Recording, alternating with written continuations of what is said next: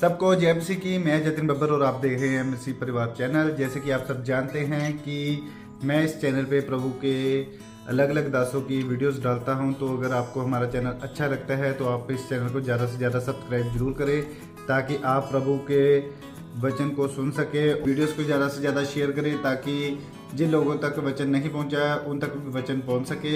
सबको जय मसीह की। एक बार मैं आपसे दोबारा कहूँगा कि इस चैनल को सब्सक्राइब जरूर करें और वीडियोस को ज़्यादा से ज़्यादा शेयर करें।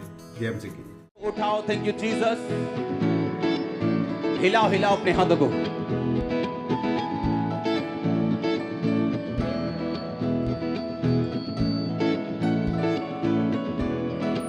बोलो प्रभु यीशु मसीह, तेरा आत्मा आज हमें छुए, तेरा वचन हमें आजाद करे। हम अपने कानों को, आत्माओं को खोलते हैं खुदाबंद, इसे ग्रहण करने योग्य बनाते हैं। आज तेरा आत्मा हमें आजाद करे, अपने वचनों के जरिए हमें फ्री करे, अगले लेवल के लिए तैयार करे। प्रभु यीशु मसीह के सामर्थी नाम में हम मांगते हैं, आमीन। ऊंचा ये आशीष आपकी चर्च। स्वागत है यीशु मसीह की प्रेजेंस में। जो लोग पहली बार आए अपने हाथों को उठाओ, जो आज यहां पहली बार आए। पूरी चर्च इनका स्वागत करो यीशु मसीह के नाम में, क्योंकि ये वो संस्था नहीं जो धर्म बदलती है, ये वो जगह है, ये वो परिवार है, वो जहां पर प्रभु यीशु मसीह हमारा सिर है, हमारा अगुआ, और हम उसके शरीर के अलग अलग अंग हैं। तो इस परिवार में जहां का सिर प्रभु यीशु मसीह है, मैं आपका स्वागत करता हूं। जोर से तारीफ करो एक बार, जोर से, आज की मीटिंग के लिए जोर से जोर से। बैठ जाओ अपने शरीर में, अपनी बाइबल को उठाओ, बोलो इस वचन से मैं प्यार करता हूं, ये मेरे शुद्ध रहने का आधार है। मैं इस वचन से प्यार करता हूं, ये मेरे चंगे रहने का आधार है। मैं मनन करूंगा इन वचनों के ऊपर और फल लेके आऊंगा।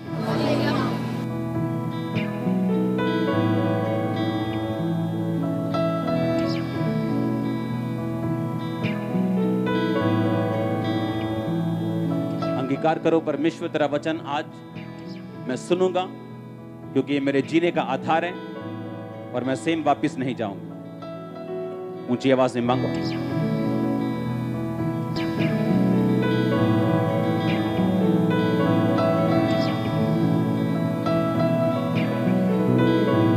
आंखों को बंद करो, प्रार्थना में जाओ सब जन।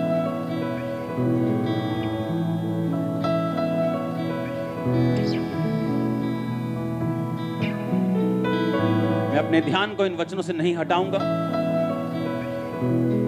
मांगो ऊंची आवाज में।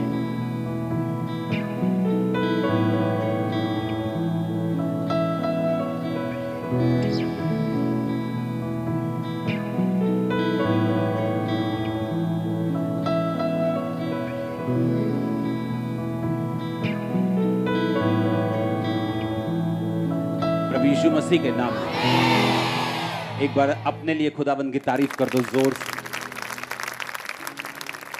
आज जब आंखों की टेस्टिमनीज आती हैं, आपको मालूम ये तब की हैं टेस्टिमनीज जब एक बार प्रार्थना हुई थी, और अभी खत्म नहीं हुई टेस्टिमनीज। टाइम नहीं है कि हर वीरवार, हर संडे आपको अकेले टेस्टिमनी कंप्लीट दी जाए, लेकिन आप नोटिस करोगे कि टेस्टिमनीज आती जाएंगी, आती जाएंगी, आती जाएंगी कंप्लीट। क्योंकि उस दिन हजारों लोग थे जिन्होंने हीलिंग पाई। कितने मिनट में? 2 मिनट में। प्रार्थना में 2 मिनट से ज्यादा नहीं लगे होंगे। हालेलुया। क्योंकि वर्ड काम परमेश्वर के वचन ने करना है, मैंने नहीं करना। अगर वो आ चुके हैं, इसका मतलब आप बनाए जाएंगे 100%। वो आपके मिनिस्ट्री के रास्ते हों, वो आपके बिजनेस के रास्ते हों, आपके परिवार के रास्ते हों, आज वो खुलेंगे और ओपन होंगे यीशु मसीह के नाम। यूहन्ना 1 उसकी 1 आयत में लिखा है, आदि में वचन था। बोलो आदि में वचन था, और वो परमेश्वर के साथ था। फिर से बोलो, आदि में वचन था, वचन परमेश्वर के साथ था, वचन परमेश्वर था, यही आदि में परमेश्वर के साथ था। सब कुछ उसी के द्वारा पैदा हुआ जो कुछ पैदा हुआ उसमें से कोई भी वस्तु उसके बिना पैदा नहीं हुई। उसमें जीवन था, वह जीवन मनुष्यों की ज्योति था। ज्योति अंधेरे में चमकती है और अंधेरे ने उसे ग्रहण नहीं किया। एक मनुष्य परमेश्वर की ओर से आ उपस्थित हुआ जिसका नाम यूहन्ना था। वह गवाही देने आया कि ज्योति की गवाही दे। ये ज्योति कौन है? यीशु मसीह। हाँ, क्योंकि वो जीवन था। कौन जीवन था? वचन। वही आदि में परमेश्वर के साथ था, वही परमेश्वर था, उसके बिना कुछ भी पैदा नहीं हुआ। वही ज्योति थी, लेकिन उस ज्योति को मनुष्यों ने ग्रहण, अंधकार ने ग्रहण नहीं किया। एक आदमी आया, कहता जिसका नाम यूहन्ना था, उसने उस ज्योति की यानी यीशु की गवाही दी कि ताकि लोग उस पर विश्वास करें। आगे कहता वो आप तो ज्योति ना था। कौन? यूहन्ना। कहता वो आप तो यीशु मसीह नहीं था, परंतु उस यीशु की गवाही देने के लिए आया था कि सच्ची ज्योति जो हर एक मनुष्य को प्रकाशमान करती है जगत में आने वाली थी। वह जगत में था। कौन? यीशु मसीह। जगत उसके द्वारा पैदा हुआ, क्योंकि वचन के द्वारा जगत पैदा हुआ। सब कुछ जो देख रहे हो परमेश्वर ने अपने मुंह से, वचन से बनाया। कहता वो जगत में था, यानी यीशु मसीह अब जगत में था और जगत उसके द्वारा पैदा हुआ था, पर उसी जगत ने उसे नहीं पहचाना। वह अपने घर आया और अपनों ने उसे ग्रहण नहीं किया। कैसे?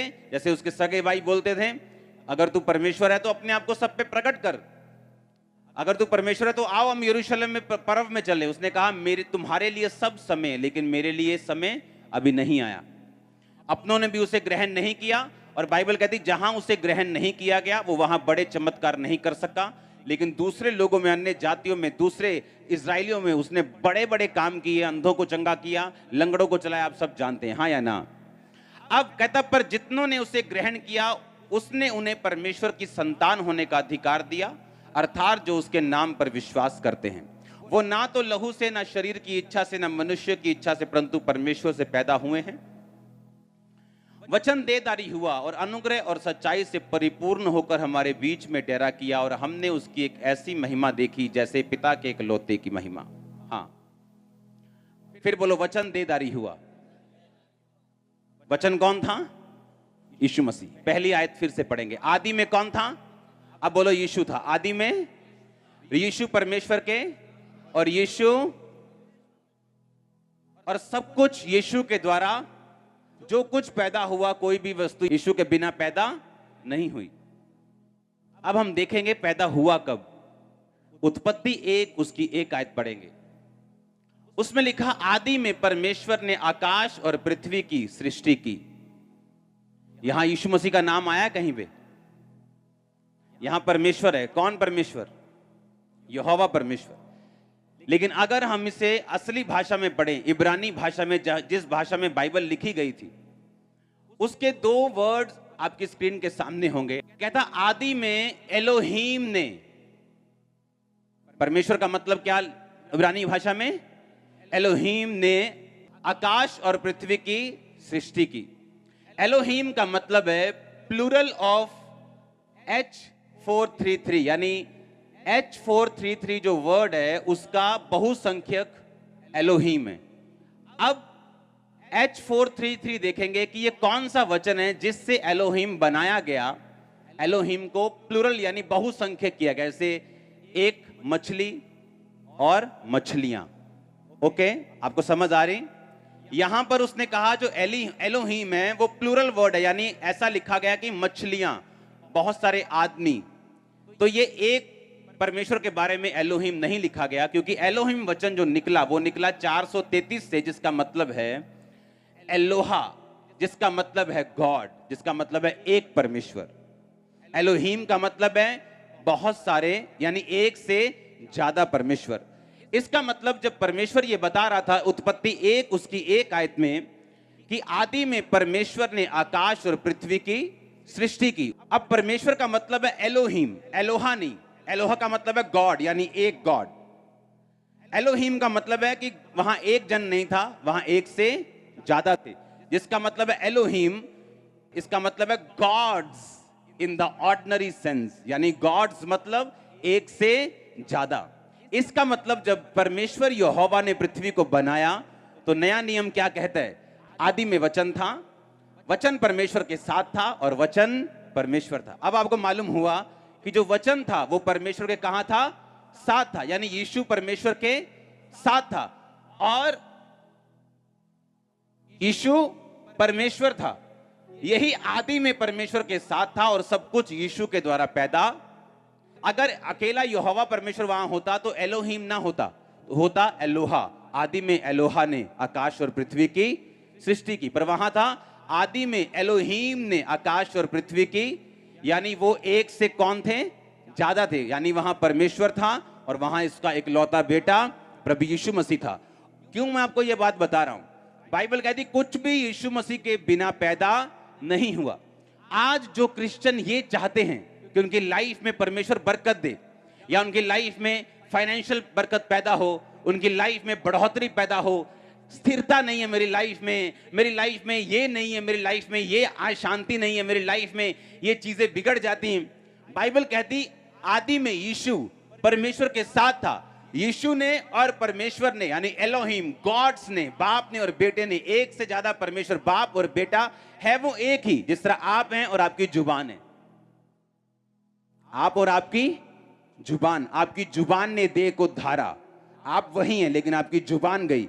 कहते ना अगर तू बंदा है तो बंदे का पोता है, एक ही जुबान रखी, यानी जो जेंटलमैन है उसकी एक ही जुबान है। और बाइबल कहती वही जुबान देहधारी हुई और आपके और मेरे बीच में यीशु मसीह के रूप में आई। अब आपको समझ आ रही है कि नहीं? कहती वही जुबान, वही परमेश्वर, वो परमेश्वर के साथ था, यीशु परमेश्वर के साथ था और वचन के बिना कुछ भी पैदा नहीं हुआ। अब पैदा कैसे हुआ? बाइबल कहती आदि में एलोहीम ने आकाश और पृथ्वी की सृष्टि की। उसके बाद परमेश्वर का आत्मा जल के ऊपर लिखा मंडराता था, लेकिन कुछ भी पैदा नहीं हुआ जब तक वो आत्मा जल के ऊपर मंडराता रहा और जब तक उसे वचन नहीं दिया गया।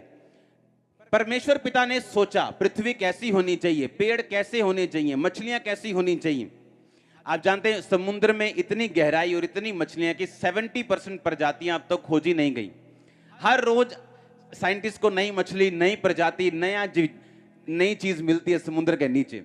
ये सारा कुछ परमेश्वर ने लिखा, अपने बुद्धि में बनाकर अपने वचन से बोला और सब कुछ पूरा हुआ। जब पृथ्वी पर परमेश्वर का आत्मा मंडराता था लेकिन कुछ भी पैदा नहीं हुआ, पृथ्वी बेडोल थी, सुनसान थी। बेडोल सुनसान किस लिए थी? क्योंकि शैतान वहां पर गिराया गया था और उसकी वजह से पृथ्वी बेडोल रही, सुनसान रही। हालेलुया। वो गिराया गया, बनाई पृथ्वी पहले थी। जैसे सृष्टि की गई, उसके बाद सृष्टि के बाद पृथ्वी बिगड़ गई शैतान के गिरने के कारण। ये एक अलग विषय है, आज हम इसे नहीं छेड़ेंगे। पर बाइबल कहती है पृथ्वी के ऊपर परमेश्वर का आत्मा मंडराता था और जैसे ही परमेश्वर ने बोला उजाला, उजाला बोला तो उजाला, यानी वचन बोला। परमेश्वर की उपस्थिति वहां पर बैठी जो यहोवा पिता की, तब तक कुछ नहीं कर सकी और आत्मा जल पर मंडराता तब तक कुछ नहीं कर सका जब तक यीशु मसीह वहां पे नहीं गए, यानी वचन वहां पे नहीं गया। इसका मतलब क्या? आपकी लाइफ में परमेश्वर की प्रेजेंस हो सकती। आपने पवित्र आत्मा को पा लिया, हाँ, पवित्र आत्मा आपकी जिंदगी में, वो आपको छूता भी है जब आप प्रार्थना करते हैं। आपको महसूस भी होता है कई बार कि परमेश्वर की प्रेजेंस मेरे साथ है। लेकिन बाइबल कहती परमेश्वर की प्रेजेंस कुछ नहीं कर सकती जब तक उसने वचन को नहीं पाया, क्योंकि वचन परमेश्वर के साथ था और कुछ भी वचन के बिना पैदा नहीं हुआ। इसीलिए अगर एक विश्वासी वचन के साथ जुड़ा हुआ नहीं, उसे यह नहीं मालूम कि परमेश्वर का आत्मा जो आपने पाया है वो अपने आप काम नहीं करता जब तक आप वचन अपनी लाइफ के ऊपर नहीं बोलेंगे तो। और जैसे आप वचनों को बोलते हैं, बाइबल कहती कुछ भी वचन के बिना पैदा नहीं हुआ और ना ही होगा। और जैसे आप वचनों को बोलना शुरू करते हैं अपनी लाइफ के ऊपर, आप वचन को पढ़ते हैं रोज, वचन को बोलते हैं रोज, आप वो नहीं बोलेंगे जो आपके दिमाग में आ रहा है, आप वो नहीं बोलेंगे जो आपकी रिपोर्ट में आया है, आप वो नहीं बोलेंगे जो आपको लग रहा है, आप वो बोलेंगे जो बाइबल कहती है। क्योंकि आपको वो पैदा करना है जो मेडिकल साइंस पैदा नहीं कर पाई आपकी लाइफ में, जो हीलिंग है, जो डिलीवरेंस है। आपको वो पैदा करना है जो लोग और रिश्तेदार आपकी लाइफ में पैदा नहीं कर पाए, वो बरकत, वो आशीष, वो ब्लेसिंग, वो फाइनेंशियल कर्सेस से आजाद होना। आपको वो चीज चाहिए जो कोई नहीं कर सका, तो आपका तरीका भी अलग होगा, जिस तरह बाइबल का तरीका है। आप मेरी बात समझ रहे कि नहीं? आपको इमोशन से हटके, भावनाओं से हटके, जो लग रहा है, जो दिख रहा है, जो सोच रहे हैं, उससे हटके आपको वो बोलना है जो वचन में लिखा हुआ है।